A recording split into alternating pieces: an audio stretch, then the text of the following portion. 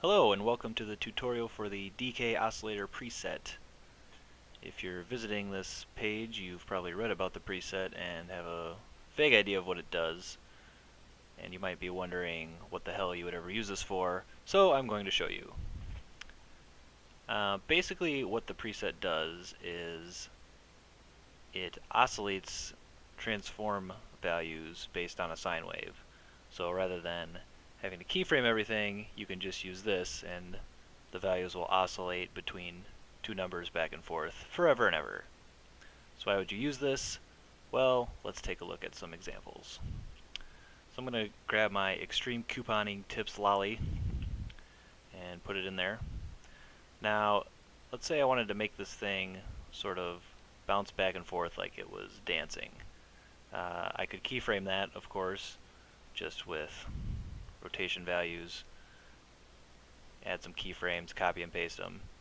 But that can get irritating if you need to change anything, because then you got to go back and change your keyframes. And who wants to do that? I don't, so that's why I did this instead. So if we take the DkOscillator preset,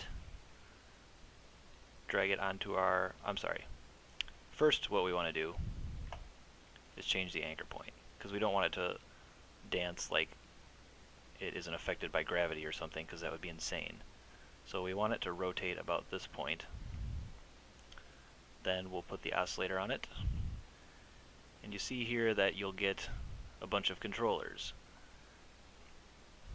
There's controllers for every transform value except for anchor point, mainly because I couldn't think of a good reason to add that, so I didn't. But if you can think of one, feel free to add it yourself. So we've got our sliders here. Each property has one for magnitude, frequency, and phase. The magnitude is how much the property is oscillated. So if we take rotation in this example, rotation magnitude, just open all these up. Let's say set this to 10. That's going to make this oscillate back and forth between plus 10 degrees and minus 10 degrees over and over. And if I play this back, you'll see that it is quite slow. So that's when we want to go into the frequency slider. And we can change this to, say, 3, so it's 3 times as fast. And we'll preview that. That's pretty good. Actually, that's still a little slow. Let's change that to 5.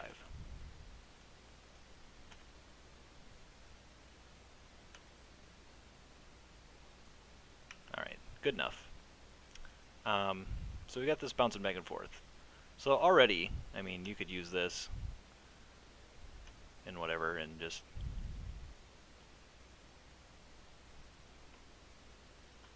stick that in your spot or whatever you're working on and you have your lollipops dancing, or you can adjust the frequency to make it sync up with the music perfectly,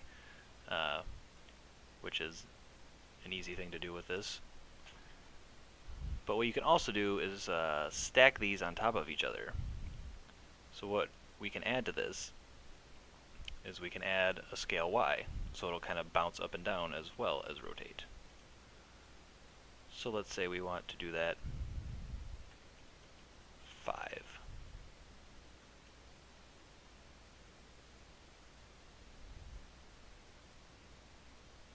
So that looks kind of stupid. Let's do 10. And we want the frequency to be a multiple of the rotation frequency so it syncs up. So we'll put 10 for the frequency as well. Preview that. Hey, look at that. So very quickly we've got this cool looking bouncing animation, which would be doable with keyframes, but it would take a lot longer. And if you wanted to change anything, it could be a pain. Another thing you can do is use these phase sliders to adjust the timing So the frequencies will stay the same, it just changes at which point in the sine wave the animation starts. So if we offset this phase slider, well, let's see what we've got so far. We've got this, it kind of dips down at the ends and pops up in the middle. So if we change the phase to like 3, we see that we get a different animation. This one's kind of dipping down more in the middle.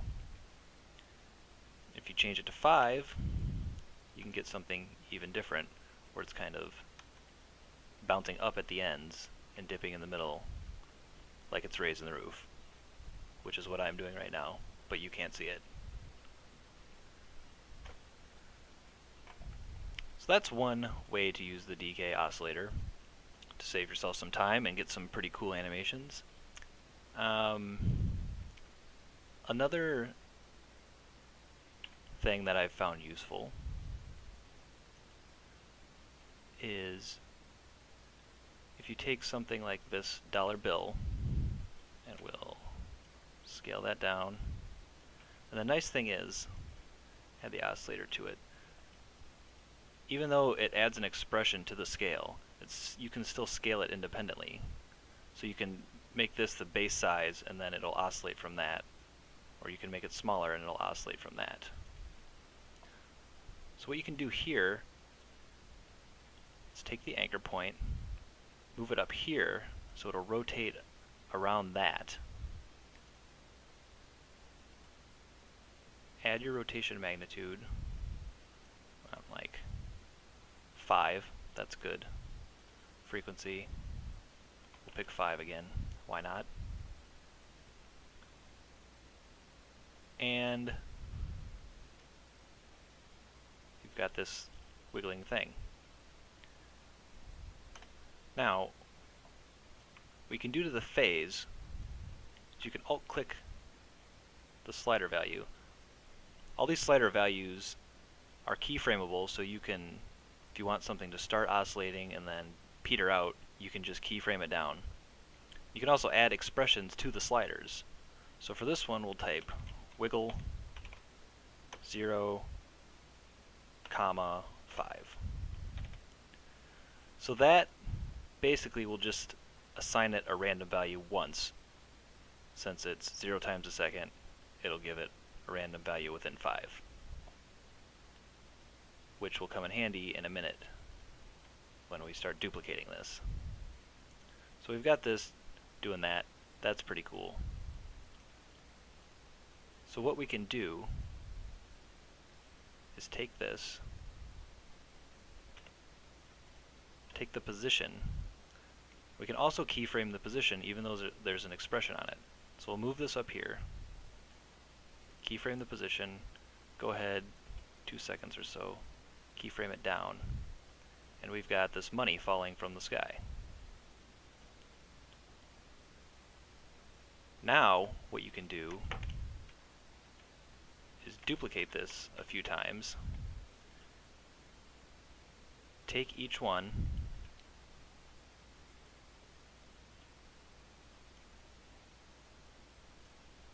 and you can adjust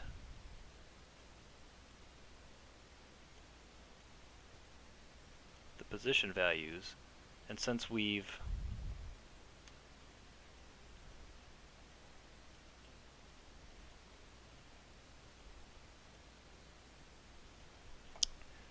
added that wiggle expression, they'll all be in a different phase, so it won't look like they're just falling all synced up, which would look weird. And then what you've got is some falling money. Just zoom back in on that. Preview it quick. And that was pretty quick and easy to do, and you can duplicate that some more times and make a whole bunch of falling money. You know, if some place is having a big sale where you get such a good deal that it's essentially like money just falling from the sky, which happens a lot, I'm discovering. And you can just use this and get it done really fast, not have to worry about your keyframes. Now my last example is going to be sort of the same thing. A little bit of a more advanced thing you can do with this. So we'll take this balloon and we'll scale it down. And what we want to do is sort of have balloons flying up the side here, or floating up the side, and then we can put something in the middle. So we've got this balloon. We'll add effect, color correction, hue and saturation, and we'll say colorize.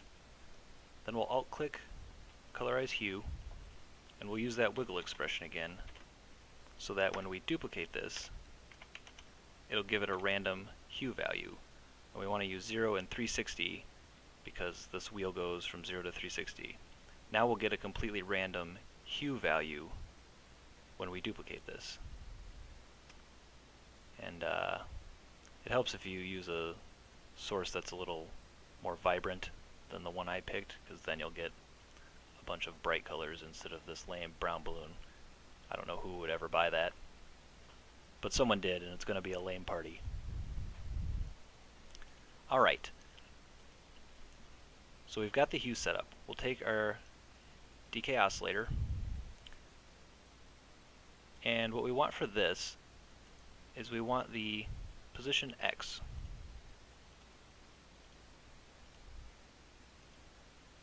So this looks like it's kind of wobbling back and forth as it goes up. So we can change the position X slider to say 10. Let's just look and see how much that is. That's pretty good. Balloons don't usually go flying all over the place unless it's really windy. So we'll leave that at 10. We probably want it a little faster, so maybe 5 for the frequency. We'll just see. That's a little too fast. No, maybe not. Yeah, that's pretty good. And again, we want to make the phase random so that they're not all lined up and wiggling back and forth in sync, because that would look unnatural. So we'll do wiggle, 0, comma, say 5.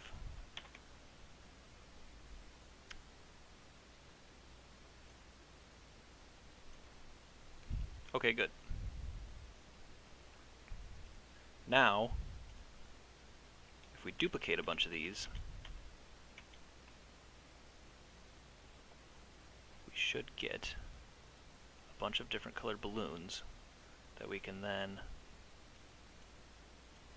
just move around the screen here.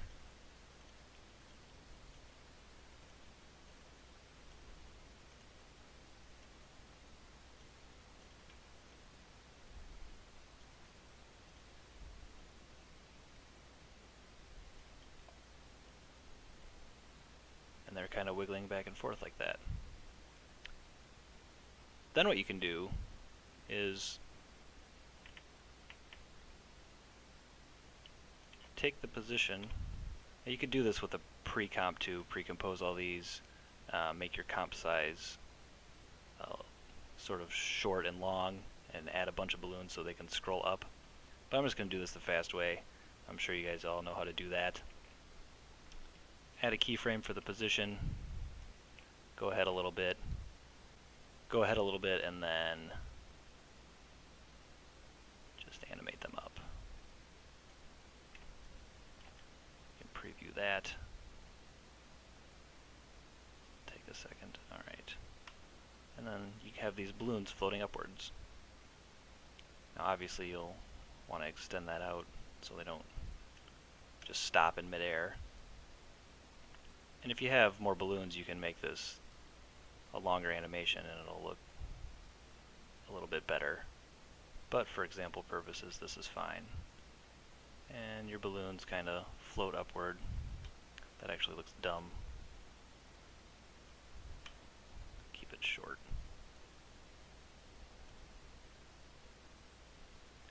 And there you go. You've got some floating balloons. in a relatively quick way without having to go buy them from a stock site or sit there and keyframe a bunch of them yourself. Then you just make one on one side, you can duplicate it, put it on the other side, you've got balloons on the side, and a party in the middle. Alright, those are some basic examples of some things you can do with the DkOscillator. One thing I didn't mention yet is that you can also oscillate the opacity, but that one's a little different. You have to turn it on first because opacity cuts off at 100%. All these other values can go over that. So in order to oscillate this correctly, you have to turn it on. And then it works the same as everything else. It'll just fade on and off, or you can have it fade less. So flashing lights or something, that might be useful for that. I don't know. There is also a DkOscillator3D. This is for 3D layers. So if we were to, let's say, just bring this balloon back in, make it 3D, the 3D oscillator adds Z position and all the rotation options that you get when you make something 3D. Since there's a bunch more sliders, I decided to make 2 of them so that if you just wanted the 2D one, it wouldn't be all cluttered. Alright, I think that's about it for now. I hope you get some use out of this. I hope it saves you some time, and if you come up with any more cool ideas of how to use this, feel free to shoot me an email and send me an example. I'd love to see it. Thanks, bye.